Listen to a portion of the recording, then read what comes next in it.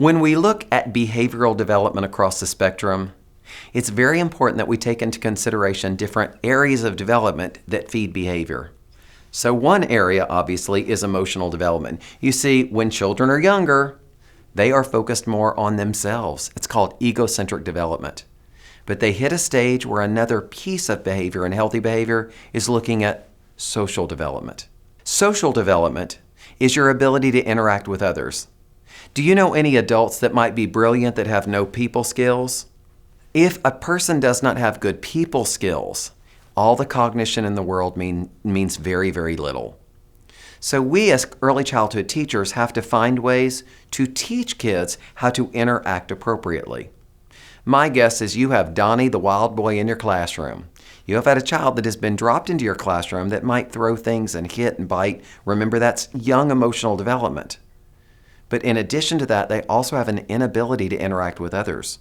So they may sit next to another child, but they're grabbing the toy from him or they're hitting each other. That can create a lot of problems.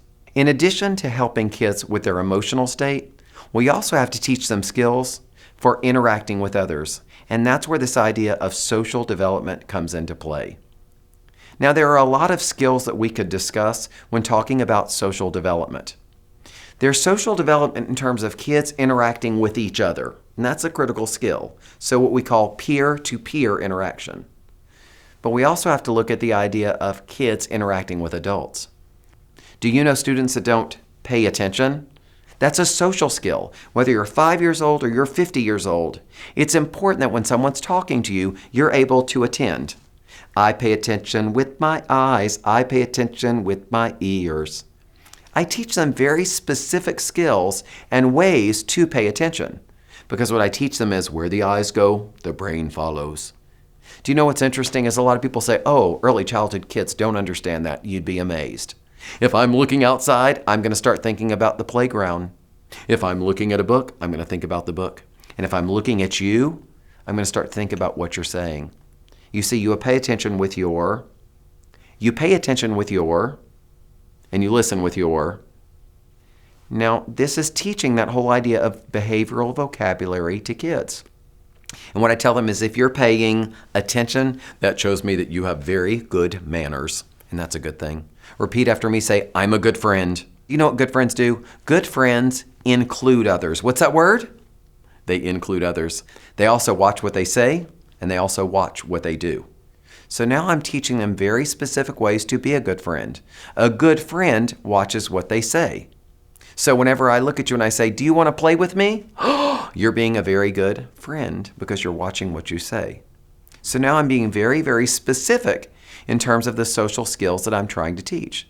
I teach the social skill of paying attention with your eyes and with your ears. I also teach them how to follow directions. Put your hands just like this. Put your hands like this. And say, right away. Do it again, say, right away. Put your hand like this and say, just once. Just once. Whenever an adult gives you direction, you should follow it right away. We should only have to tell you once. Why? Because an adult's job is to keep you safe and help you learn. So social development is this idea of interacting with others. So whenever we're working with kids, we need to teach them skills of interacting with others, things like paying attention, things like being a good friend. And then we also have to work with them on other social skills, which are kid to adult skills, like paying attention, like following directions. Because if we can help them be more successful in terms of social interaction in our classroom, that's going to transfer out. Now, I want you to go back and think about it. We talked about this. When we were younger, we played outside, so we had a lot of practice interacting with others. Well, as kids in today's society are on screens more, again, they're not getting practice interacting with others. Do you know what that means? Social interaction practice has to happen in your classroom. So one of the best ways to work with social development is to allow kids more play and interaction time where you're not coming in and interrupting.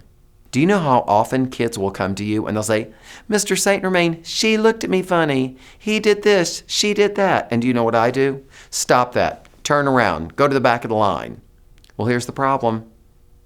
Every time I solve a problem for a child, I'm robbing that child of the opportunity to work through it on their own. So now when kids look at me and say, "She took my toy," I'll say, "Oh, what do you think you could do about that?" What are some words that you can say? Remember, use your words.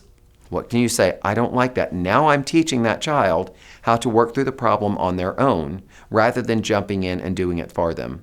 Because if I want them to learn how to socially interact with others, I can't be jumping in the fray.